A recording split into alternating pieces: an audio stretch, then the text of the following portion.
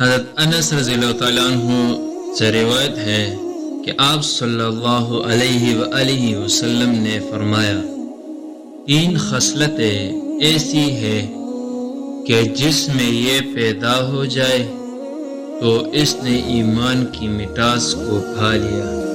پہلا یہ ہے کہ اللہ رب العزت اور اس کا رسول صلی اللہ علیہ وآلہ وسلم اس کے نزدیک سب سے زیادہ محبوب بن جائے۔ دوسرا یہ کہ وہ کسی انسان سے محض اللہ تعالیٰ کی رضا کے لیے محبت رکھے۔